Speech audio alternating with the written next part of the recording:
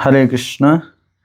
बहुत बहुत धन्यवाद जो मैंने आज आमर ऑनलाइन कथा सेक्शन उपस्थित अच्छा जपा सेक्शन अंशग्रहण कर समस्त धन्यवाद दौचु एवं जगन्नाथ महाप्रभु चरण प्रार्थना करुँ महाप्रभु समस्त कृपा करूँ समस्त हृदय भगवान दिव्य भक्ति जागृत हूँ। आमे मैंने वर्तमान ये जो रथयात्रा उत्सवर कथा श्रवण करुचे महाप्रभु जगन्नाथ विश्व प्रसिद्ध रथयात्रा कि भाव में चैतन्य महाप्रभु तांकर पार्षद मान को नहीं ए रथयात्रा लीला करुछंदी एवं जगन्नाथ प्रीतिवर्धन पाई जड़े वैष्णवर जो भूमिका जो कर्तव्य ता विषय से शिक्षादान करुछन। तो ये भाव में आम अनेक प्रसंग श्रवण कर आसे दीर्घ 2-4 दिन है आम रथयात्रा ठारू श्रवण कर आसुचे जगन्नाथ कथा कि भाव में महाप्रभु गुंडीचा मार्जन लीला सामिल थे भक्त मान को नहीं गुंडीचा मार्जन कले पहंडी रे जगन्नाथ महाप्रभु दर्शन कले एवं जगन्नाथ महाप्रभु रथयात्रा किभली भाव में रथागर नृत्य विशाल रथ आगे नृत्य कले तांकर कीर्तन मंडली मान को नहीं अष्ट सात्विक विकार तांको शरीर किभली भाव में प्रकाशित होता एवं स्वरूप दामोदर द्वारा गीत को श्रवण करके अभिनय कर नाचुले बेले बेले श्लोक रचना करुले भावावेश ही भगवान कृष्ण स्मृति रे जमिति राधाराणी कुरुक्षेत्र युद्धभूमि रे भगवान कृष्ण को लक्ष्य कर भाव में वाक्य प्रयोग करुले आ भगवान कृष्ण जो राधाराणी सहित संभाषण करुले से सब कथा प्रसंग आम मैंने श्रवण कले कारण चैतन्य महाप्रभु होती राधाराणी भाव को ग्रहण कर तेणु जगन्नाथ देव होती स्वयं कृष्ण एभली भाव विभिन्न प्रकार प्रसंग को नहीं ये जो रथयात्रा कथा आम श्रवण कर आसुचे एवं शेष आम श्रवण करुले कि भाव में हेरा पंचमी लक्ष्मी सांताणी आसुंच क्रोधित हो जगन्नाथ सहित कली करुँच रथ भांगी दौरान ए प्रसंग चैतन्य महाप्रभु तांकर अति निकटतम पार्षद स्वरूप दामोदर ठारू श्रवण करुँच निजे परिप्रकाश करुँच कि भाव में लक्ष्मी सांताणी एवं वृंदावनर संबंध को संपर्क को परिप्रकाश करुँच विषय में श्रवण कले। बर्तमान आज आम श्रवण करवा चैतन्य महाप्रभु कि भाव में प्रताप रुद्रदेव राजा प्रताप रुद्रदेव को कृपा करुछन ए पर्यंत से प्रताप रुद्रदेव को दर्शन दे नाहंती से दूरे कि अच्छा प्रताप रुद्रदेव जदिव जड़े जगन्नाथ परम श्रेष्ठ भक्त महाराज प्रताप रुद्रदेव राजाधिराज हृदय बहुत भल पाती से जगन्नाथ को किंतु चैतन्य महाप्रभु जड़े सन्यासी भाव में राजा प्रताप रुद्रदेव को से कौन कर निज ठारू दूरे रखुंट ये जो संसार शिक्षा सांसारिक शिक्षा वर्णाश्रम धर्मर शिक्षा को चैतन्य महाप्रभु प्रतिपादन करुछन अंतर रे जदियो प्रताप रुद्रदेव को बहुत भल पाती चैतन्य महाप्रभु किंतु बाह्य सामाजिक शिक्षा पाई समस्त सन्यासी वृंद वैष्णव साधु सन्थ मानक ये शिक्षा प्रस्तुत कर महाप्रभु कि भाव में जड़े सन्यासी जड़े साधु जड़े बैरागी ये जो धन्याड़ भोग विषय बासनार लिप्त थिबा राजा ठारू दूरे रहिबा दरकार एवं तापर आज आम श्रवण करवा चैतन्य महाप्रभु केते बेला कई भली भाव में प्रताप रुद्रदेव को कृपा प्रदान करुछन। ये चैतन्य चरितामृत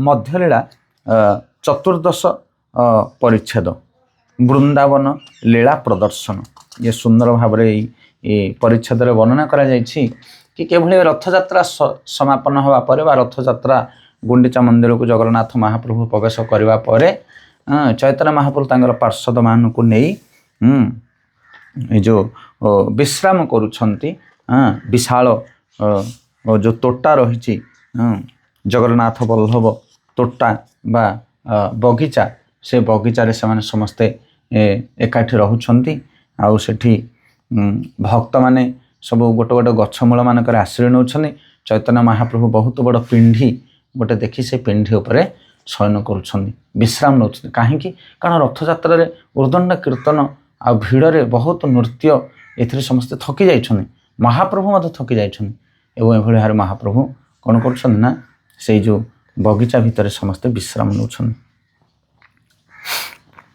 ଶ୍ଲୋକ କ୍ରମାଙ୍କ 1 ଗୌରଃ ପ୍ରସନ୍ନାତ୍ମବୃନ୍ଦେ ଶ୍ରୀଲକ୍ଷ୍ମୀ ବିଜୟ ଉତ୍ସବଂ ଶ୍ରୁତ୍ୱା ଗୋପୀରସୋଲ୍ଲାସ ହୃଷ୍ଟଃ ପ୍ରେମ୍ଣା ନର୍ତ୍ତନତ୍ ସହ।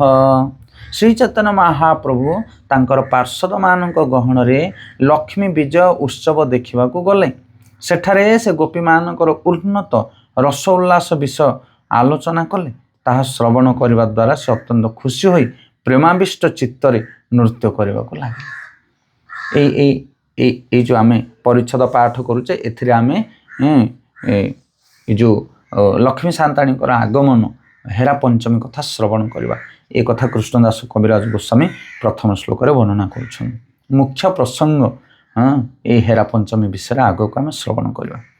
ତାପରେ ମହାପ୍ରଭୁଙ୍କର ଗୁଣଗାନ କରିବା ପାଇଁ ଚୈତନ୍ୟ ଚରିତାମୃତରେ କୃଷ୍ଣଦାସ କବିରାଜ ଗୋସ୍ୱାମୀ ସମସ୍ତ ଗୌର ଭକ୍ତବୃନ୍ଦମାନଙ୍କୁ ଏବଂ ମହାପ୍ରଭୁଙ୍କର ପ୍ରାର୍ଥନା କରୁଛନ୍ତି, ତାଙ୍କର କୃପା ଯାଚନା କରୁଛନ୍ତି।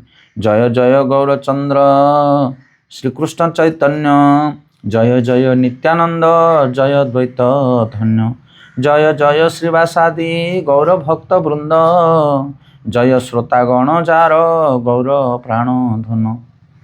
এই মত প্রভু আছেন প্রেমর আবেশে হেন কালে প্রতাপ রুদ্র করিল প্রবেশে। এই দুইটি শ্লোকরে কৃষ্ণদাস কবিরাজ গোস্বামী চৈতন্য মহাপ্রভুଙ୍କର ସମସ୍ତ ପାର୍ଷଦମାନଙ୍କ ସହିତ ମହାପ୍ରଭୁଙ୍କର ଗୁଣଗାନ କରୁଛନ୍ତି, ଶ୍ରୋତାମାନଙ୍କର ଗୁଣଗାନ କରୁଛନ୍ତି। ହେ ଶ୍ରୋତା ମଣ୍ଡଳୀ, ଆପଣମାନଙ୍କର ପ୍ରାଣଧନ ହେଉଛନ୍ତି ଗୌରାଙ୍ଗ, ସେଇଥିପାଇଁ ଆପଣମାନେ ଏ କଥାକୁ ଶ୍ରବଣ କରୁଛନ୍ତି। ଯେ ଗୌରାଙ୍ଗଙ୍କୁ ଭଲ ନ ପାଏ, ଚୈତନ୍ୟ ମହାପ୍ରଭୁଙ୍କର ପ୍ରେମକୁ, ଚୈତନ୍ୟ ମହାପ୍ରଭୁଙ୍କର ମହିମାକୁ ନିଜେ ନ ଜାଣେ, ସେ ଚୈତନ୍ୟ ଚରିତାମୃତ ଗ୍ରନ୍ଥ ପାଠ କରିପାରିବ ନାହିଁ। ତେଣୁ କୃଷ୍ଣଦାସ କବିରାଜ ଗୋସ୍ୱାମୀ ଜୟଗାନ କରୁଛନ୍ତି ସେ ଭକ୍ତମାନଙ୍କର, ଯେଉଁମାନେ ମହାପ୍ରଭୁଙ୍କର ଗୁଣଗାନ ଶ୍ରବଣ କରୁଛନ୍ତି। ଆଉ ଆପଣମାନେ ସେଥିରୁ ସମସ୍ତେ ଏଇ ମତ ଆଛେନ ପ୍ରେମର ଆବେଶେ ହେନ କାଲେ ପ୍ରତାପ ରୁଦ୍ର କରିଲ ପ୍ରବେଶେ। ଯେତେବେଳେ ପ୍ରେମ ଆବେଶ ହେଇ ଚୈତନ୍ୟ ମହାପ୍ରଭୁ କ'ଣ କରୁଛନ୍ତି ନା ବିଶ୍ରାମ କରୁଛନ୍ତି। ରଥଯାତ୍ରାରେ ଉର୍ଦ୍ଦଣ୍ଡ କୀର୍ତ୍ତନ ନୃତ୍ୟରେ ହୃଦୟ ଗଦଗଦ ହେଇଯାଇଛି ତାଙ୍କର ଏବଂ ସେ ବିଶ୍ରାମ କରୁଛନ୍ତି। ଏହି ସମୟରେ ପ୍ରତାପ ରୁଦ୍ର ଆସିକି ସେଠି ସେ ପହଞ୍ଚିଲେ। ରାଜା ପ୍ରତାପ ରୁଦ୍ରଦେବ ସର୍ବଭୈମ ଉପଦେଶେ ଛାଡ଼ି ରାଜା ବେଶ ଏକଲା ବୈଷ୍ଣବ ବେଶେ କରିଲ ପ୍ରବେଶ। ସୁନ୍ଦର କଥା। ସର୍ବଭୈମ ଭଟ୍ଟାଚାର୍ଯ୍ୟଙ୍କର ଉପଦେଶ କ୍ରମେ ରାଜା ତାଙ୍କର ରାଜବେଶ ଛାଡ଼ି ବୈଷ୍ଣବ ବେଶରେ ଉଦ୍ୟାନ ମଧ୍ୟରେ ପ୍ରବେଶ କଲେ। ସର୍ବଭୈମ ଭଟ୍ଟାଚାର୍ଯ୍ୟ ହେଉଛନ୍ତି ପ୍ରତାପ ରୁଦ୍ରଦେବଙ୍କର କୁଳପୁରୋହିତ। ସେ ହେଉଛନ୍ତି ପଣ୍ଡିତ, ରାଜପଣ୍ଡିତ। ଏବଂ ସେ କହିଥିଲେ କି ଯେତେବେଳେ ଚୈତନ୍ୟ ମହାପ୍ରଭୁ ବିଶ୍ରାମ ନେବେ ସେ ସମୟରେ ତୁମେ ଆସିବ। କେମିତି ଆସିବ ନା ଏ ରାଜବେଶକୁ ପରିତ୍ୟାଗ କରିବ, ଗୋଟେ ସାଧାରଣ ବୈଷ୍ଣବ ବେଶ ବୈଷ୍ଣବ ବେଶକୁ ଧାରଣ କରି ଏକୁଟିଆ ଆସିବ, ପାର୍ଷଦମାନଙ୍କୁ ନେଇ ଆସିବ ନାହିଁ। ତାପରେ ମୁଁ ତୁମ କଥା ବୁଝିବି। କାରଣ ପ୍ରତାପ ରୁଦ୍ରଦେବ ସବୁବେଳେ ଝୁରୁଥିଲେ କେତେବେଳେ ଚୈତନ୍ୟ ମହାପ୍ରଭୁଙ୍କର କୃପା ସେ ପାଇବେ, ତାଙ୍କର ସେବା କେତେବେଳେ ସେ ପାଇବେ। ଆଉ ସର୍ବଭୈମ ଭଟ୍ଟାଚାର୍ଯ୍ୟ ତାଙ୍କୁ ଏହି ଉପଦେଶ ଦେଇଥିଲେ କି କେଉଁଭଳି ଭାବରେ ତୁମେ ଚୈତନ୍ୟ ମହାପ୍ରଭୁଙ୍କୁ ମିଶିବା ପାଇଁ ଆସିବ। ସେହି ଅନୁସାରେ ସେ ସାଧାରଣ ବସ୍ତ୍ର ପରିଧାନ କରି ଏକୁଟିଆ ଆସିକି ପହଞ୍ଚୁଛନ୍ତି। ଶିଲ ପ୍ରଭୁପାଦ ଲେଖୁଛନ୍ତି, ଯେତେବେଳେ ବେଳେବେଳେ ଅନ୍ତରାଷ୍ଟ୍ରୀୟ କୃଷ୍ଣ ଭାବନା ସଂଘର ସଭ୍ୟମାନେ ବିଶେଷ କରି ପାଶ୍ଚାତ୍ୟ ଦେଶରେ ଲୋକମାନଙ୍କୁ ପୁସ୍ତକ ବିତରଣ କରିବାରେ ଅସୁବିଧାର ସମ୍ମୁଖୀନ ହୁଅନ୍ତି, କାରଣ ସାଧାରଣ ଲୋକେ ଏହି ପରମ୍ପରାର ଗୌରିକ ବସ୍ତ୍ର ପ୍ରତି ପରିଚିତ ନୁହନ୍ତି। ତେଣୁ ଭକ୍ତମାନେ ଏହାକୁ ପରିଧାନ କଲେ ସେମାନେ ହତାଦର ଦୃଷ୍ଟିରୁ ସେମାନଙ୍କୁ ଦେଖନ୍ତି। ଏଣୁ ଭକ୍ତମାନେ ଜିଜ୍ଞାସା କରୁଛନ୍ତି, ସେମାନେ ଆମେରିକାନ କିମ୍ବା ୟୁରୋପିଆନ ପୋଷାକ ପିନ୍ଧି ଜନସମାଜକୁ ଯାଇପାରିବେ କି ନାହିଁ। ରାଜା ପ୍ରତାପ ରୁଦ୍ରଙ୍କୁ ସର୍ବଭୈମ ଭଟ୍ଟାଚାର୍ଯ୍ୟଙ୍କର ପ୍ରଦତ୍ତ ଉପଦେଶରୁ ଆମେ ଜାଣିପାରୁ ଯେ ଆମ ସେବାର ସୁବ୍ୟବସ୍ଥା ନିମିତ୍ତ ଆମ୍ଭେମାନେ ପୋଷାକ ପରିବର୍ତ୍ତନ କରିପାରୁ। ଯେତେବେଳେ ଆମ୍ଭର ଭକ୍ତମାନେ ଜନସମାଜର ସମ୍ମୁଖୀନ ହେବା ପାଇଁ ବା ପୁସ୍ତକ ବିତରଣ କରିବା ପାଇଁ ପୋଷାକ ପରିବର୍ତ୍ତନ କରନ୍ତି, ସେତେବେଳେ ସେମାନେ ଭକ୍ତାଙ୍ଗ ବିଧିକୁ ଭଙ୍ଗ କରନ୍ତି ନାହିଁ। ମୁଖ୍ୟ ଲକ୍ଷ୍ୟ ହେଉଛି କୃଷ୍ଣ ଚେତନା ପ୍ରଚାର କରିବା। ଏଣୁ ଯେତେବେଳେ ଜଣେ ଏହି ଉଦ୍ଦେଶ୍ୟରେ ବିଦେଶୀ ପୋଷାକ ପରିଧାନ କରନ୍ତି ସେଥିରେ କିଛି ଆପତ୍ତି କରିବାର ନାହିଁ। କି ସୁନ୍ଦର କଥା।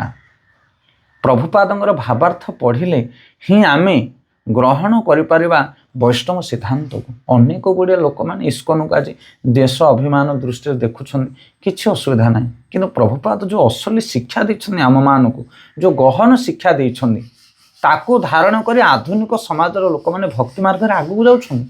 ହଜାର ହଜାର ଲୋକମାନେ ମାଛ ମାଂସ ପିଆଜ ରସୁଣ ଛାଡ଼ି ଜଗନ୍ନାଥଙ୍କୁ ଭୋଗ ଲଗେଇ ପ୍ରସାଦ ଖାଉଛନ୍ତି। विचार करते ये साधारण कथा नुह। आजिका समाज रे भक्ति करवा बहुत गहन कथा, किंतु प्रभुपाद एत गंभीर उपदेश देइछन। से उपदेश को ग्रहण कर सारा पृथ्वी पृष्ठर लोक मैंने कृष्ण भावनामृत जोड़ुछन। आउ किछि ईर्षालु लोक मैंने से प्रगति को सहन न करि पारे विभिन्न प्रकार दोषारोप करुछन। इस्कन वाला एमती कले, इस्कन वाला सेमती कले, इस्कन वाला एमती कले। अरे कौन महत्वपूर्ण जिनसटा कले सेटा तो देख। जो वैष्णवर निहाती गुण असली गुण ताकू वैष्णव केबे भंग करे ना। से हूँ महत्व गुण। से प्रभुपाद लिखुंट जितेबाला विदेश में प्रचार करने भक्त मैंने जाती से विदेशर नीति नियम अनुसार आमको परिवर्तन कराया पड़े। यही जमी रथयात्रार प्रहलिका चली बर्तमान कौन एमती कल कौन सेमती कल। अरे से माछ मांस खाइले, से कौन जगन्नाथ को निंदा कले, से कौन संप्रदाय टाक नष्ट करदे, तुम परंपरा ऐतिह्य को कौन नष्ट कर पकेले। विचार करूँ आपण मैंने से जगन्नाथ प्रति जो भक्ति, जो आदर, जो भल पाइबा से जिनसटा दृढ़तार सहित अच्छी सेठी स्थान काल पात्र अनुसार बेले बेले किछिटा परिवर्तन हुए, अल्प किछि परिवर्तन हुए। जो परिवर्तन बहुत किछि बड़ कथा नुह। वैष्णव सिद्धांत जमिति खंडन न हुए। अनेक लोक बेले बेले प्रश्न पचारनी, प्रभुजी आमती असुविधा सेमती असुविधा आम कौन करूँ, ये जापर ना ना से जापर ना ना, या खाईपर ना ना से खाईपर ना ना। मुझे बेसिक जिनस गोटे उपदेश दिए, देख भाई गुरु पाखे आम शपथ करे 4 नियम को पालन करिया, 16 माला जप करवा। एटा हूँ वैष्णव नियमर सबुठार मूल स्तंभ आम मान। प्रतिदिन 16 माला आम जप करवा, आउ 4 गोटी नियम को पालन करवा। माछ मांस भोजन करवा नहीं, नशापान करवा नहीं, व्यभिचार करवा नहीं, जुआ चाष लटरी पोषा खेलवा नहीं। ये 4टा हूँ नियम। यही नियम जदि न भांगुची तुम ब्रह्मांड बुली आसिले नो प्रॉब्लम। यही 4टा जिनस को सब दृष्टि आगे रखिबो। ये 4टा जिनस न खंडित हवा दरकार, ताहले तुमर किछि समस्या नहीं। प्रभुपाद खुशी, गुरु महाराज खुशी, भगवान मध्य तुम ऊपर खुशी।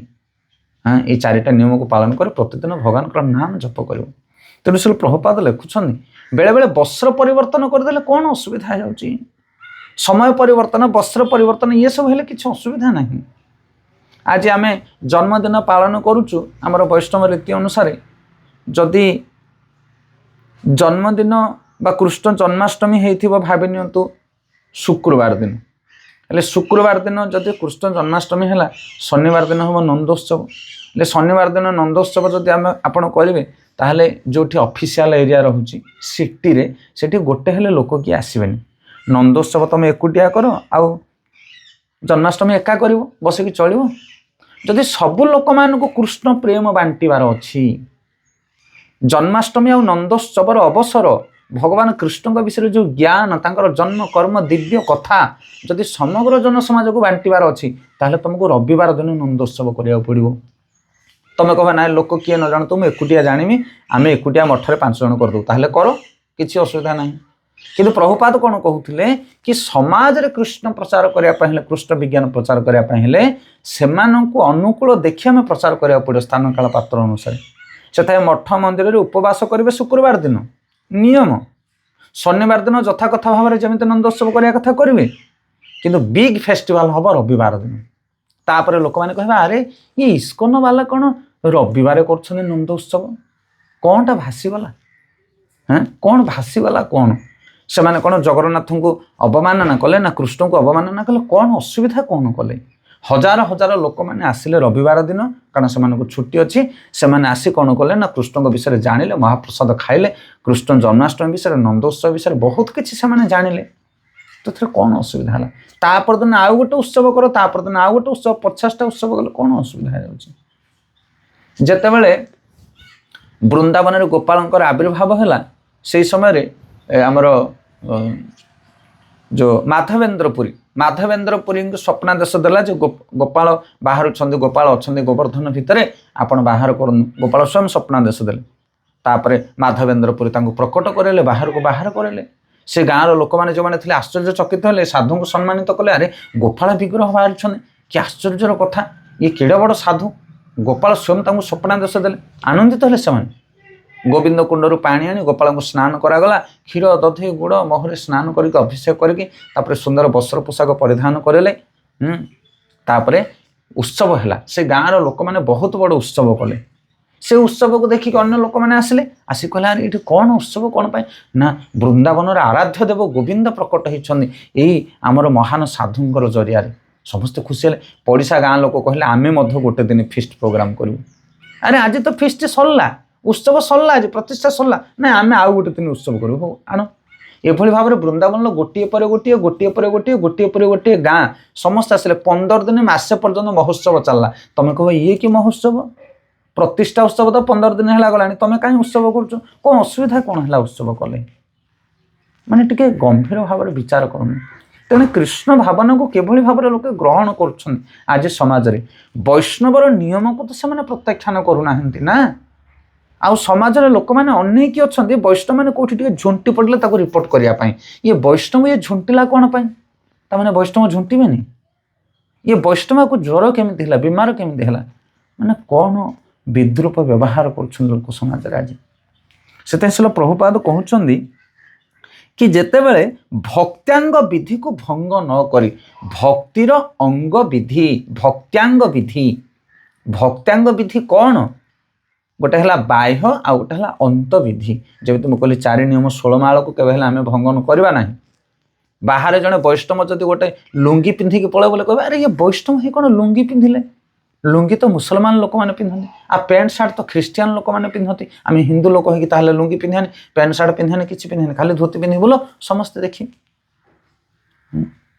से ये धोती कुर्ता पैंट सार्ट ए परिवर्तन होगला एथि किसी ना हेयर स्टाइल परिवर्तन होगला से किसी असुविधा ना मुख्य हूँ भगवान नाम जप करवा दरकार भक्ति करवा दरकार अखाद्य खाइबा नहीं शास्त्र विधान को आम ग्रहण करवा नियम को पालन करवा जो मुख्य नियम ये हूँ कथाशील प्रभुपाद लिखुंट कि भक्त्यांग विधि को परिवर्तन न करी आम मुख्य लक्ष्य कृष्ण चेतना प्रचार करवा तेणु बेले बेले विदेशी पोशाक परिधान करी मध्य भक्त माने प्रचार प्रसार कार्य करूँ सब भक्तर आज्ञा नील जोड़ हाथ होया प्रभु पद धरी पड़े साहस करिया तो ये भाव में सर्वभौम भट्टाचार्य उपदेश अनुसार प्रताप रुद्रदेव तांकर राज पोशाक को परिवर्तन करी गोटे वैष्णव पोशाक पिंधिक आस तुम कह राजा है कि कौन वैष्णव पोशाक पिंधिक आस दंडित कर राजा को तुम कहीं वैष्णव पोशाक पिंधिल ना वैष्णव जड़े जब राज पोशाक पिंधिदेला ताकू दंडित कर पोशाक परिवर्तन में कौन मुंड बिंधा कौन पाई से राजा हेले से साधारण वैष्णव पोशाक पिंधि आस कौन पाई कारण जड़े सन्यासी को मिसबे सी ये हूँ कर्तव्य देश काल स्थान काल पात्र अनुसार ये सब परिवर्तन हो पारे कि जगन्नाथ प्रति जो प्रीति महाप्रभु को जो प्रीति सेटा तो अपरिवर्तनीय ना राज बेशरे जो प्रीति ये वैष्णव बेशरे से प्रीति प्रीति परिवर्तन ना उद्देश्य परिवर्तन ना से जगन्नाथ प्रीति पाए बोली सब कार्य चली उद्देश्य तो अलग ना ताहले मुंड बिधा कहीं यही भाव में सब भक्त मान आज्ञा नील जोड़ हस्त करी प्रताप रुद्रदेव सब भक्त मानू चैतन्य महाप्रभु जिते पार्षद मैंने समस्त आज्ञा नौ समस्त को प्रणाम करते बड़ राजा देख गजपति महाराज प्रताप रुद्रदेव सब वैष्णव मान प्रणाम करुँ प्रभु पद धरी पड़े साहस करिया चैतन्य महाप्रभु तो लंबा है कि पड़ी भावावेश परिश्रम करके थकान करी से कौन कर चैतन्य महाप्रभुर पाद को जाके धरुंट किए प्रताप रुद्रदेव महाप्रभु मना कर तुम्हें मो पाखक आसो ना मत दर्शन दब ना मुझे तुम देखा करी ना किंतु सर्वभौम भट्टाचार्य निर्देश अनुसार से आज चरण को धरुंट वैष्णव मान कृपा को जाचना कर तेणु भगवान कृपा से हम जड़े व्यक्ति को जिते वैष्णव मान कृपा को न बसे सर्वभौम भट्टाचार्य कृपा हेबारु आज प्रताप रुद्रदेव वैष्णव बेश आसी शिक्षा किए देला किए देला सर्वभौम भट्टाचार्य से आमे तुम्हें जिते बड़ अहंकारी हुआ अभिमानी हुआ राजा हुआ व्यस्त लोक हुआ जो परिस्थिति था तुमको मत महाप्रभु कृपा मिल तुम्हें भगवान भक्ति करें जदि वैष्णव संग कर से सूत्र शिक्षा देवे तांकर कृपा को नहीं तुम्हें भगवान कृपा प्राप्त हो पार आखि मुदी प्रभु प्रेमे भूमि ते शयन नृपति नई पुणे करे पाद संभारण आखि मुजी चैतन्य महाप्रभु भूमि रे शयन कर ଏବଂ ନୃପତି ନୈପୁଣ୍ୟ କରେ ପାଦ ସମ୍ଭାରଣ। ନୈପୁଣ୍ୟ ବଡ଼ ଦକ୍ଷତାର ସହିତ ବଡ଼ ଶାଳୀନତାର ସହିତ ବିଧିପୂର୍ବକ ନା ରାଜା କ'ଣ କରୁଛନ୍ତି ନା ପାଦକୁ ମଚାଳନ କରୁଛନ୍ତି। ରାସଲୀଳାର ଶ୍ଲୋକ ପଢ଼ି କରେ ନସ୍ତଭନ ଜୟତି ତେ ଅଧିକ ଅଧ୍ୟାୟ କରେ ନ ପଠନ। ଇଏ ହେଉଛି ଜୟତି ତେ ଧିକମ୍। ଇଏ ଶ୍ରୀମଦ ଭାଗବତମରେ ଇଏ ହେଉଛି ଗୋପୀ ଗୀତ। ଗୋପୀମାନେ ଭଗବାନଙ୍କ ଉଦ୍ଦେଶ୍ୟରେ ଯେଉଁ ଗୀତ ଗାନ କରୁଛନ୍ତି ସେଇ ଗୀତ ରାସ ନୃତ୍ୟର ଗୀତ ତାକୁ ପାଠ କରୁଛନ୍ତି ପ୍ରତାପ ରୁଦ୍ରଦେବ। ଏ ସର୍ବଭୌମ ଭଟ୍ଟାଚାର୍ଯ୍ୟ ଶିକ୍ଷା ଦେଇଛନ୍ତି ମହାପ୍ରଭୁଙ୍କର ପ୍ରିୟ ଗୀତ ହେଉଛି ଇଏ। ଆଉ ଏଇ ଗୀତକୁ ତୁମେ ଗାନ କରିବ ଏବଂ ଭଗବାନଙ୍କର ଚରଣକୁ ସମ୍ଭାରଣ କରିବ। ଏଇଭଳି ଭାବରେ ପ୍ରତାପ ରୁଦ୍ରଦେବ ରାସଲୀଳାର ଶ୍ଲୋକ ପଢ଼ି କରେନ ସ୍ତମ୍ଭନ ଜୟତି ତେ ଅଧିକମ୍ ଅଧ୍ୟାୟ କରେନ ପଠନ। ଶୁଣିତେ ଶୁଣିତେ ପ୍ରଭୁର ସନ୍ତୋଷ ପାର ବଲ ବଲ ବୋଲି ପ୍ରଭୁ ବୋଲେ ବାର ବାର। ଚୈତନ୍ୟ ମହାପ୍ରଭୁ ଯେତେବେଳେ ଶ୍ଲୋକକୁ ଶ୍ରବଣ କରୁଛନ୍ତି ସେତେବେଳେ ସେ ବହୁତ ଖୁସି ବହୁତ ପ୍ରସନ୍ନ ହେଉଛନ୍ତି। କହୁଛନ୍ତି ଆହା ବୋଲ ବୋଲ ଆହୁରି ବୋଲ ଆହୁରି ବୋଲ ଆହୁରି ଗାନ କର, ବହୁତ ସୁନ୍ଦର ଲାଗୁଛି। ଚୈତନ୍ୟ ମହାପ୍ରଭୁ ଜାଣିନାହାନ୍ତି ଏ ପ୍ରତାପ ରୁଦ୍ରଦେବ। ସେ ଭାବୁଛନ୍ତି କେହି ଜଣେ ସାଧାରଣ ସେବକ ଆସିକି ମୋର ସେବା କରୁଛନ୍ତି, ମୁଁ ଥକିକି ପଡ଼ିଯାଇଛି ବୋଲି। ତବ କଥାମୃତ ଶ୍ଲୋକ ରାଜା ଯେ ପଡ଼ିଲ ଉଠି ପ୍ରେମାବଶେ ପ୍ରଭୁ ଆଲିଙ୍ଗନ କହିଲ। ତବ କଥାମୃତ ତପ୍ତ ଜୀବନ। ଏ ସୁନ୍ଦର ଶ୍ଲୋକ ଭାଗବତରେ ବର୍ଣ୍ଣନା କରାଯାଇଅଛି ଗୋପୀ ଗୀତରେ। ଏଇ ଶ୍ଲୋକକୁ ଯେତେବେଳେ ପାଠ କରୁଛନ୍ତି ପ୍ରତାପ ରୁଦ୍ରଦେବ ସେତେବେଳେ ଚୈତନ୍ୟ ମହାପ୍ରଭୁ ଯେଉଁ ପଡ଼ିଥିଲେ ବେହୋସ ହେଲା ଭଳି ସେ ଉଠି ପକାଇଲେ ଏବଂ ଆଲିଙ୍ଗନ କଲେ। କାହାକୁ ଆଲିଙ୍ଗନ କଲେ? ପ୍ରତାପ ରୁଦ୍ରଦେବଙ୍କୁ ଆଲିଙ୍ଗନ କଲେ। ମହାପ୍ରଭୁ ପ୍ରେମୋନ୍ମତ୍ତରେ ଉଠି ପଡ଼ି ରାଜାଙ୍କୁ ଆଲିଙ୍ଗନ କଲେ। ତୁମି ମୋରେ ଦିଲ ବହୁ ଅମୂଲ୍ୟ ରତନ ମୋର କିଛି ଦିତେ ନାହିଁ ଦିଲୁ ଆଲିଙ୍ଗନ। ରାଜା ମୁଖରୁ ଶ୍ଲୋକାବୃତ୍ତି ଶୁଣି ଚୈତନ୍ୟ ମହାପ୍ରଭୁ କହିଲେ ତୁମେ ମୋତେ ବହୁତ ଅମୂଲ୍ୟ ରତ୍ନ ପ୍ରଦାନ କରିଛ। ଏ ଶ୍ଲୋକକୁ ପଢ଼ି ତୁମେ ମୋତେ ବହୁତ ଅମୂଲ୍ୟ ରତ୍ନ ଦେଇଛ।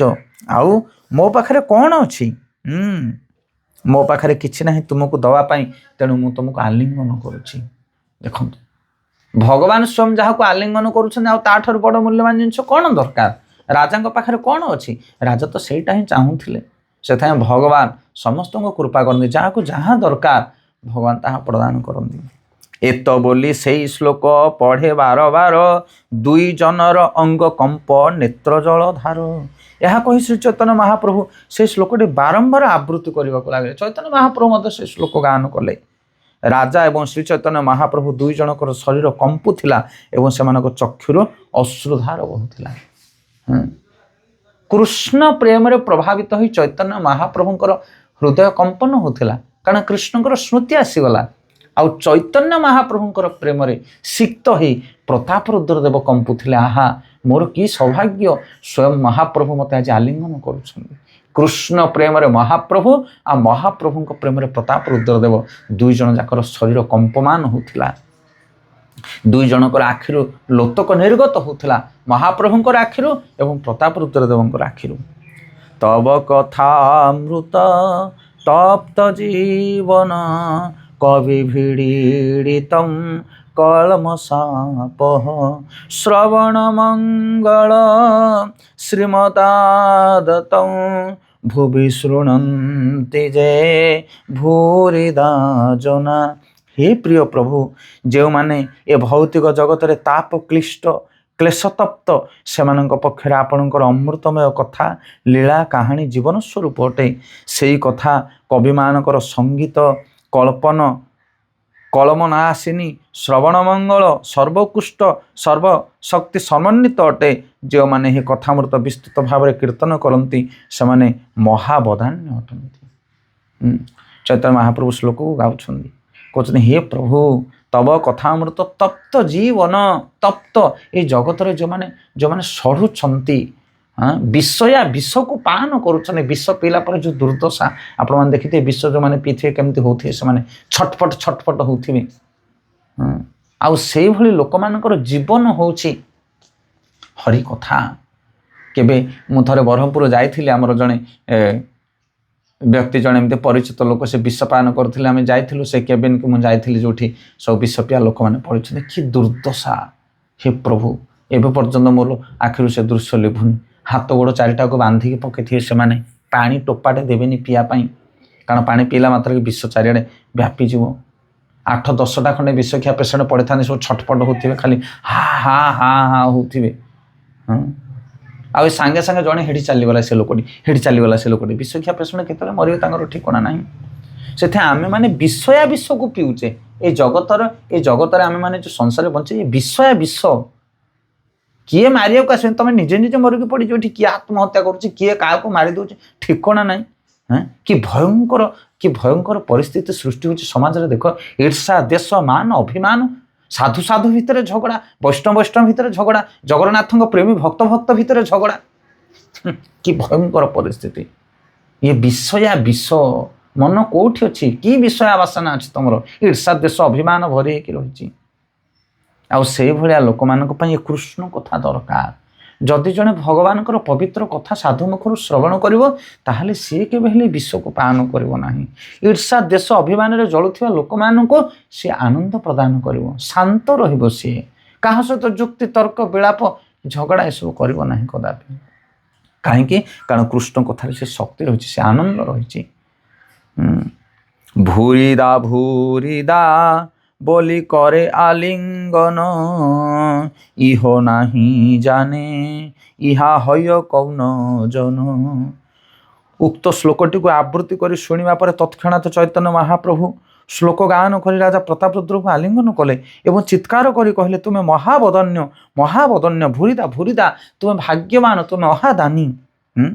এই କ୍ଷେତ୍ରରେ ଚୈତନ୍ୟ ମହାପ୍ରଭୁ ଜାଣି ପାରୁନଥିଲେ ଇଏ କିଏ, ଏ ବ୍ୟକ୍ତି କିଏ, କାହାକୁ ମୁଁ ଆଲିଙ୍ଗନ କରିଛି, ସେ କଥା ଜାଣୁନଥିଲେ। କୃଷ୍ଣ ପ୍ରେମରେ ପାଗଳ ହେଇଯାଇଥିଲେ ଚୈତନ୍ୟ ମହାପ୍ରଭୁ। ପୂର୍ବେ ସେବା ଦେଖି ତାରେ କୃପା ଉପୁଜିଲ, ଅନୁସନ୍ଧାନ ବିନା କୃପା ପ୍ରସାଦ କରିଲ। ରାଜାଙ୍କର ପୂର୍ବ ସେବା ଦେଖି ଶ୍ରୀ ଚୈତନ୍ୟ ମହାପ୍ରଭୁ କୃପା ଉଦ୍ରେକ ହୋଇଥିଲା।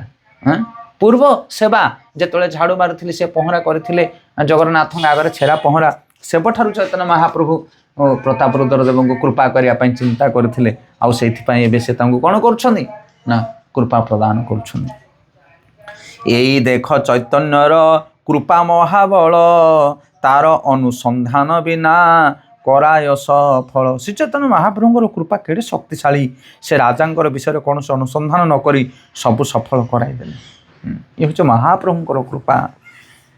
ଶିଳ ପ୍ରଭୁପାଦ ଲେଖୁଛନ୍ତି ମହାଭାରତରେ, ନମୋ ମହାବଦନ୍ୟାୟ କୃଷ୍ଣ ପ୍ରେମ ପ୍ରଦାୟତେ, କୃଷ୍ଣାୟ କୃଷ୍ଣ ଚୈତନ୍ୟ ନାମ୍ନେ ଗୌରତିଶେ ନମ। ବ୍ରଜେନ୍ଦ୍ର ନନ୍ଦନ যেই শচীসুত হইল সেই, বলরাম হইলা নিতাই, দিনহীন যত ছিল হরিনামে উদ্ধারিল, তার সাক্ষী যোগায় মধায়।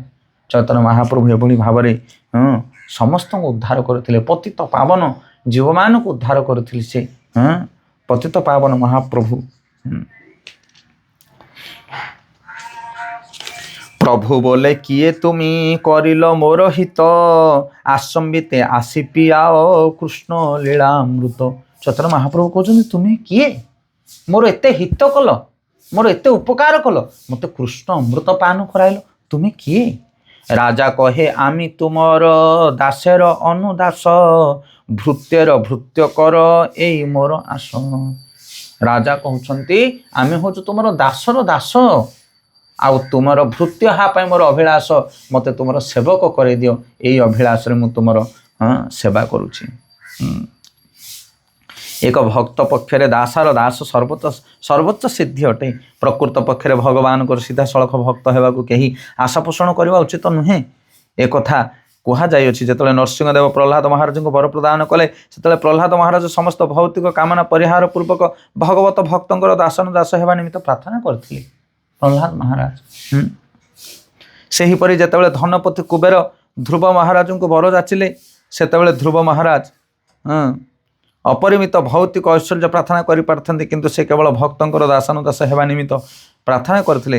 ସେହିପରି ଲୋକା କୋଲାବେଚା ଶ୍ରୀଧର ଜଣେ ଗରିବ ବ୍ୟକ୍ତି ଥିଲେ, କିନ୍ତୁ ଯେତେବେଳେ ଶ୍ରୀ ଚୈତନ୍ୟ ମହାପ୍ରଭୁ ତାଙ୍କ ଉପରେ ସନ୍ତୁଷ୍ଟ ହୋଇ ତାଙ୍କୁ କିଛି ବର ମାଗିବାକୁ ଗଲେ, ସେ ମଧ୍ୟ ତଦନୁରୂପ ଭକ୍ତଙ୍କର ଦାସ ହୋଇ ରହିବା ପାଇଁ ପ୍ରାର୍ଥନା କରିଥିଲେ। ତେଣୁ ସିଦ୍ଧାନ୍ତ ହେଉଛି ଯେ ଭଗବାନଙ୍କର ଦାସ ହେବା ଉଚିତ। ଏହା ହେଉଛି ସର୍ବୋତ୍ତମ ବର ପ୍ରାର୍ଥନା। ପ୍ରତାପରୁଦ୍ର ଦେବ ଚୈତନ୍ୟ ମହାପ୍ରଭୁଙ୍କୁ କହୁଛନ୍ତି କି ମୋତେ ତୁମର ସେବକ ବନି ଦିଅ, ଦାସ କରିଦିଅ, ଏହା ଛଡ଼ା ମୋର ଅନ୍ୟ କୌଣସି ପ୍ରକାର ଅଭିଳାଷ ନାହିଁ। তবে মহাপ্রভু তারে ঐশ্বর্য দেখাইল, কারে হ না কহিব এই নিষেধ করিল। রাজা হেন জ্ঞান প্রভু না কইল প্রকাশ, ଅନ୍ତରେ ସକଳ ଜାଣେନ ବାହିରେ ଉଦ୍ଦେଶ। ସେହି ସମୟରେ ଚୈତନ୍ୟ ମହାପ୍ରଭୁ ତାଙ୍କ ସମୟରେ କିଛି ଦିବ୍ୟ ଐଶ୍ୱର୍ଯ୍ୟ ପ୍ରଦର୍ଶନ କଲେ ଏବଂ ଏହା କାହାରିକୁ ନ କହିବା ପାଇଁ କହିଥିଲେ। ତ ସେହି ସମୟରେ ଚୈତନ୍ୟ ମହାପ୍ରଭୁ ପ୍ରତାପ ରୁଦ୍ରଦେବଙ୍କୁ କୃପା ଦେଇଥିଲେ ଏବଂ କିଛି ଐଶ୍ୱର୍ଯ୍ୟ ଦେଖାଇଥିଲେ। ଅନେକ ଜାଗାରେ ଚୈତନ୍ୟ ମହାପ୍ରଭୁ ନିଜର ଐଶ୍ୱର୍ଯ୍ୟକୁ ଦେଖାଇଛନ୍ତି, କାରଣ ସେ ତ ଛରଣ ଅବତାରରେ ଆସିଛନ୍ତି ନା, ଭଗବାନଙ୍କ ରୂପ ପରିପ୍ରକାଶ କରନ୍ତି ନାହିଁ। ଅନେକ ଜାଗାରେ ଯେମିତି ଆମେ ପାଠ କରୁଥିଲେ ସର୍ବଭୌମ ଭଟ୍ଟାଚାର୍ଯ୍ୟଙ୍କୁ ଷଡ଼ଭୁଜ ଗୌରାଙ୍ଗ ରୂପ ଦେଖାଇଥିଲେ। ଯେମିତି ପିଲାବେଳରେ ଯେତେବେଳେ ଚୈତନ୍ୟ ମହାପ୍ରଭୁ ନିମାଇ ଭାବରେ ତାଙ୍କ ପିତାମାତାଙ୍କ ପାଖରେ ଥିଲେ, ଯେଉଁ ବ୍ରାହ୍ମଣ ଆସିଥିଲେ ଅତିଥି ବ୍ରାହ୍ମଣ, ତାଙ୍କୁ ରାଧାକୃଷ୍ଣଙ୍କର ଯୁଗଳ ମୂର୍ତ୍ତି ଦେଖାଇଥିଲେ। ଏମିତି ଅନେକ ଜାଗାରେ ନରସିଂହ ରୂପ ଦେଖାଇଥିଲେ। ବିଭିନ୍ନ ପ୍ରକାର ରୂପ ମହାପ୍ରକାଶ ଲୀଳାରେ ସମସ୍ତ ଭକ୍ତମାନେ ଭଗବାନଙ୍କର ଯେଉଁ ଭୟଙ୍କର ରୂପ, ଯେଉଁ ବିଶାଳ ରୂପକୁ ଦେଖିଥିଲେ ସମସ୍ତେ। ତ ଚୈତନ୍ୟ ମହାପ୍ରଭୁଙ୍କର ଅନେକ ରୂପ, ସେଭଳି ଭାବରେ ରାଜାଙ୍କୁ ମଧ୍ୟ କିଛି ଭଗବାନଙ୍କର ଯେଉଁ ବିଶେଷ ରୂପ ବା ଐଶ୍ୱର୍ଯ୍ୟ ପ୍ରତାପ ରୁଦ୍ରଦେବଙ୍କୁ ଦେଖାଇଥିଲେ ଏବଂ ମନା କରିଥିଲେ ଏ ବିଷୟରେ କାହାକୁ କହିବ ନାହିଁ। ବ୍ରାହ୍ମଣକୁ ମଧ୍ୟ ମନା କରିଥିଲେ। ନଦିଆ ନବଦ୍ୱୀପରେ ସେ ବ୍ରାହ୍ମଣକୁ କହିଲେ ଏ ବିଷୟରେ କାହାକୁ ପ୍ରକଟ କରିବ ନାହିଁ। କାହିଁକି? କାରଣ ଚୈତନ୍ୟ ମହାପ୍ରଭୁ ଛନ୍ନ ରୂପରେ ଆସିଛନ୍ତି। ଯଦିଓ ଶ୍ରୀ ଚୈତନ୍ୟ ମହାପ୍ରଭୁ ଅନ୍ତର୍ଯାମୀ ରୂପେ ସବୁ କିଛି ଜାଣୁଥିଲେ, ତଥାପି ବାହ୍ୟତ କିଛି ପ୍ରକାଶ କରୁନଥିଲେ। ସେ ରାଜା ପ୍ରତାପ ରୁଦ୍ରଙ୍କ ସହିତ ବାର୍ତ୍ତାଳାପ କରୁଥିଲେ, ତାହା ମଧ୍ୟ କାହା ନିକଟରେ ପ୍ରକାଶ କଲେ ନାହିଁ। ପ୍ରତାପ ରୁଦ୍ରଦେବଙ୍କ ସହିତ ଚୈତନ୍ୟ ମହାପ୍ରଭୁ ଯେଉଁ କଥା ହେଉଥିଲେ ସେଇଟା ମଧ୍ୟ ବାହାରେ କେହି ହେଲେ ଜାଣୁନଥିଲେ। ଯେମିତି ଆମେ ମହାପ୍ରଭୁଙ୍କର ରଥାଗ୍ର ନୃତ୍ୟ ସମୟରେ ଶ୍ରବଣ କଲେ, ଚୈତନ୍ୟ ମହାପ୍ରଭୁ ଯେତେବେଳେ 7 ଦଳରେ 7ଟି ମହାପ୍ରଭୁ ରୂପରେ ବିଦ୍ୟମାନ ହୋଇ କୀର୍ତ୍ତନ କରୁଥିଲେ, ତାହା ବାହାରେ କେହି ଦେଖୁନଥିଲେ, କିଛି କିଛି ଭକ୍ତ ଦେଖୁଥିଲେ ଏବଂ ତା ଭିତରୁ ପ୍ରତାପ ରୁଦ୍ରଦେବ ମଧ୍ୟ ଜଣେ ଭାଗ୍ୟବାନ ବ୍ୟକ୍ତି ଥିଲେ। ଦଣ୍ଡବତ କରି ରାଜା ବାହିରେ ଚଲିଲା, ଯୋଡ଼ ହସ୍ତ କରି ସବ ଭକ୍ତରେ ବନ୍ଦିଲା। ଏଇଭଳି ଭାବରେ ଚୈତନ୍ୟ ମହାପ୍ରଭୁଙ୍କର କୃପାକୁ ପାଇ ପ୍ରତାପ ରୁଦ୍ରଦେବ ଦଣ୍ଡବତ କରି ସମସ୍ତ ବୈଷ୍ଣବମାନଙ୍କୁ ପ୍ରଣାମ କରି ସେ ବାହାରକୁ ଯିବାକୁ ବାହାରିଲେ। ମଧ୍ୟାହ୍ନ କରିଆ ପ୍ରଭୁ ଲୟା ଭକ୍ତଗଣ, କାଶୀ ନାଥ ପ୍ରସାଦ ଲୟା କହିଲ ଆଗମନ। ତାପରେ ମଧ୍ୟାହ୍ନ ପାଇଁରେ ଚୈତନ୍ୟ ମହାପ୍ରଭୁ କାଶୀ ମିଶ୍ରଙ୍କ ଘରକୁ ପ୍ରତ୍ୟାବର୍ତ୍ତନ କଲେ, ଯାହା ବର୍ତ୍ତମାନ ଗମ୍ଭୀର ନାମରେ ପରିଚିତ। ଏ ସୁନ୍ଦର କଥା ଆମେ ଶ୍ରବଣ କଲେ। 20-22ଟି ଶ୍ଲୋକ ଚୈତନ୍ୟ ଚରିତାମୃତର ମଧ୍ୟଲୀଳା ଚତୁର୍ଦ୍ଦଶ ପରିଚ୍ଛଦ, ବୃନ୍ଦାବନର ଲୀଳା ପ୍ରଦର୍ଶନ। କେତେ ସୁନ୍ଦର କଥା! ଏତେ ବଡ଼ ରାଜା ହେଇ ମଧ୍ୟ କିଭଳି ଭାବରେ ବିନମ୍ର ଭାବରେ ସେ ଚୈତନ୍ୟ ମହାପ୍ରଭୁଙ୍କୁ ଭଲ ପାଉଥିଲେ ଏବଂ ଚୈତନ୍ୟ ମହାପ୍ରଭୁଙ୍କର ଦର୍ଶନ ପାଇଁ କିଭଳି ଭାବରେ ସେ ନିଜର ରାଜବେଶ ଛାଡ଼ି ସାଧାରଣ ବୈଷ୍ଣବ ବେଶକୁ ଧାରଣ କରି ଆସିଥିଲେ ଏବଂ ସମସ୍ତ ବୈଷ୍ଣବମାନଙ୍କର ଆଶୀର୍ବାଦକୁ ନେଇ କିଭଳି ଭାବରେ ଚୈତନ୍ୟ ମହାପ୍ରଭୁଙ୍କର ସେ କୃପା ପ୍ରାପ୍ତ ହେଲେ। ଏବଂ ମହାପ୍ରଭୁଙ୍କର କୃପା ପାଇବା ପାଇଁ ହେଲେ ଯେଉଁ ବିଧାନ, ସିଏ ହେଉଛି ଭାଗବତମ ପାଠ ଶ୍ଲୋକ। ରାଧାକୃଷ୍ଣଙ୍କର ଯେଉଁ ପ୍ରଣୟ କଥା, ତାକୁ ସେ ପାଠ କରିଥିଲେ ଏବଂ ଚୈତନ୍ୟ ମହାପ୍ରଭୁ ଅପୂର୍ବ ଆନନ୍ଦ ହେଇଥିଲେ, ଆଲିଙ୍ଗନ କରିଥିଲେ। କହିଲେ ମୁଁ ତୁମକୁ କ'ଣ ଦେବି, ମୁଁ ଋଣୀ ହେଇଗଲି ତୁମ ପାଖରେ। ଦେଖନ୍ତୁ, ସେଥିପାଇଁ ଯେଉଁମାନେ ଭାଗବତ ଅଧ୍ୟୟନ କରନ୍ତି, ଯେଉଁମାନେ କୃଷ୍ଣ ଲୀଳାକୁ ଶ୍ରବଣ କୀର୍ତ୍ତନ କରନ୍ତି, ସ୍ୱୟଂ ଭଗବାନ ଚୈତନ୍ୟ ମହାପ୍ରଭୁ କହନ୍ତି ମୁଁ ସେମାନଙ୍କ ପାଖରେ ଋଣୀ, ମୁଁ ତୁମକୁ କ'ଣ ଦେବି। ତେଣୁ ମହାପ୍ରଭୁ ଆଲିଙ୍ଗନ କରନ୍ତି, ମହାପ୍ରଭୁ କୃପା କରନ୍ତି। ଆଉ ମହାପ୍ରଭୁ ଯାହାକୁ କୃପା କରନ୍ତି ତାକୁ କ'ଣ ମିଳେ? କୃଷ୍ଣ ପ୍ରେମ ମିଳେ। ଭାଗବତ ଉତ୍ତମ ଶ୍ଲୋକେ ଭକ୍ତିର୍ ଭବତି ନୈଷ୍ଠିକେ। ତେଣୁ ନିଷ୍ଠାର ସହିତ ଯଦି ଆମେ ପ୍ରତିଦିନ ଭାଗବତ ପଢ଼ିବା, ନିଷ୍ଠାର ସହିତ ଆମେ ଯଦି ଭଗବାନଙ୍କର ନାମ ଜପ କରିବା, ତାହେଲେ ଆମକୁ ବୈଷ୍ଣବମାନଙ୍କର କୃପା ଏବଂ ମହାପ୍ରଭୁଙ୍କର କୃପା ହେବ ଏବଂ ଆମେ ଅଚିରାତେ କୃଷ୍ଣ ପ୍ରେମ ପ୍ରାପ୍ତ ହୋଇପାରିବା। ତେଣୁ ଏ ଯେଉଁ ଦେବଦୁର୍ଲ୍ଲଭ କୃଷ୍ଣ ପ୍ରେମ, ଏଇଟା ପାଇବା ପାଇଁ ହେଲେ ଆମକୁ ଏ ଭକ୍ତି ମାର୍ଗରେ ଗମ୍ଭୀରତାପୂର୍ବକ ଆଗକୁ ବଢ଼ିବାକୁ ପଡ଼ିବ।